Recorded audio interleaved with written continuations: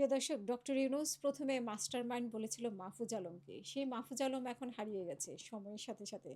এখন উনি কথা চেঞ্জ করেছেন। যেটা উনি বলেছিলেন যে মাহফুজ আলম হচ্ছে যে মাস্টারমাইন্ড।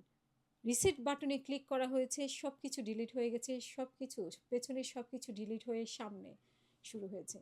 যাই হোক, ওনার হয়তো সামনে পথ চলা শুরু হয়েছে এবং ওনার যেই দল, সেই দলের হয়তো পথ চলা শুরু হয়েছে। তো সেই দলের সাথে আবার মাহফুজ নেই।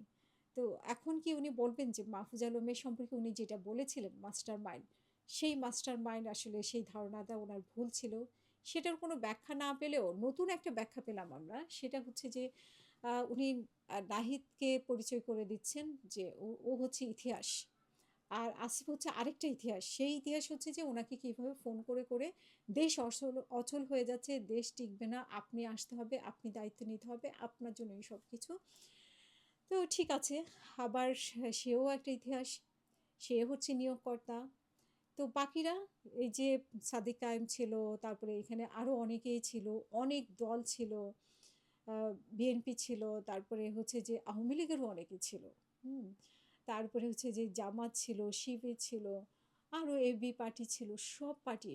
তারপরে গণ অধিকার পরিষদ, আমরা তো নূরকেও গ্রেপ্তার হতে দেখলাম, তারপরে তারেককে, এরকম তো সবাই ছিল, সব ধরনের ছিল। তাহলে কি মানে কারোই কোনো অবদান নাই?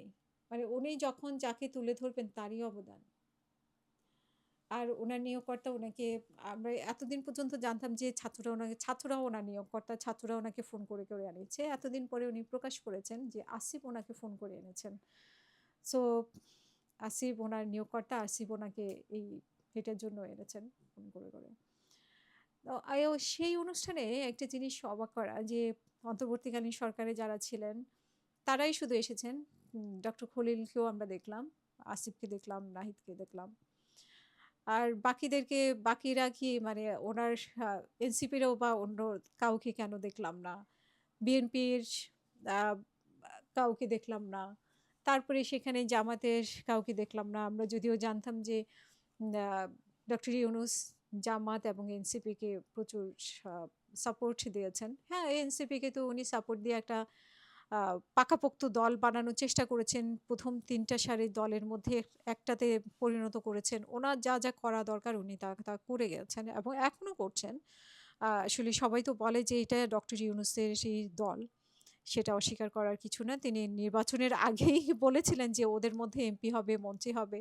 সেটা উনি বলেই গিয়েছেন। তো নির্বাচনের আগে কিভাবে উনি জানতেন সেটা কিন্তু অনেকের প্রশ্ন এখন।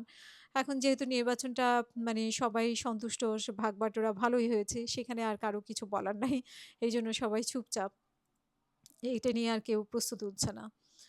তো যাই হোক, ওনার এই যে দুদিন পর, পর একজনকে ইতিহাস বলা, আরেকজনকে মাস্টারমাইন্ড বলা, এগুলো আসলে এক ধরনের বিভ্রান্তিকর। আর হচ্ছে যে ওনার মানে আ মনে হচ্ছে যে বিএনপির মধ্যে যে উনি ডক্টর খলিলুর রহমানকে উনি দোষীপ্রণীতভাবেই ঢুকিয়েছেন। বিডার চেয়ারম্যানকে আ আশিকুর রহমান না, আশিক চৌধুরী, যাই হোক। উনাকে অবশ্য দেখলাম না ওই অনুষ্ঠানে। সো উনি মনে হয় এখন চীন নিয়ে ব্যস্ত। চীনে অফিস খুলছেন।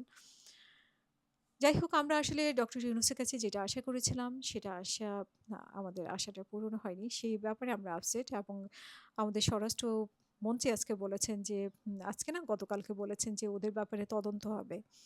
আসলে তদন্ত করতে পারবেন তো? মানে তারেক রহমান এই তদন্তটা করতে পারবেন কিনা সেই ব্যাপারে কিন্তু অনেকের প্রশ্ন আছে।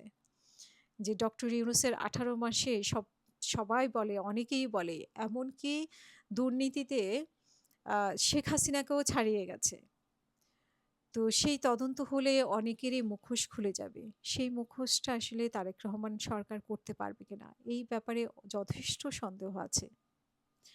এবং ডক্টর ইউনূসের সাথে আসলে উনার কি চুক্তি হয়েছিল, কি কথা হয়েছিল, আ সব মিলিয়ে আসলে এবং আপনাদের নিশ্চয়ই মনে আছে হাদি যেদিন মারা যায়, সেদিন জামাতের আমির লন্ডনে ছিলেন। একদিনের জন্য উনি এসেছিলেন। আ তো এবং তারপরেই তো সিদ্ধান্ত হয় যে তারেক রহমান দেশে যাবেন।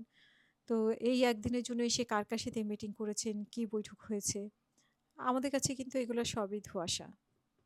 সো যাই হোক, আমরা সবশেষে আমরা চাই যে আমাদের দেশ ভালো থাকুক এবং যারা যেভাবে দুর্নীতি করেছে কিনা, যেই দুর্নীতি করুক না কেন, তার ব্যাপারে যেন তদন্ত হয়। এবং এখন সরকারের মধ্যে থেকে যারা দুর্নীতি করছে, তাদের তদন্তও হওয়া উচিত। নাহলে মানে অন্য সরকার এসে তারপরে ৫ বছর পরে বলবে যে বিএনপি সরকারের তদন্ত। বিএনপি সরকার যদি অনেস্ট হয়ে থাকে, যদি জনগণের জন্য কাজ করে থাকে, নিজেদের তদন্তটা নিজেরাই করে যাক, সেটাও আমরা চাই। ডক্টর ইউনূস সরকারের যেরকম তদন্ত করবে, এখন যে এই ৫ মাসে ৪ মাসে যা হয়েছে দুর্নীতি, সেগুলোরও তদন্ত করা হোক।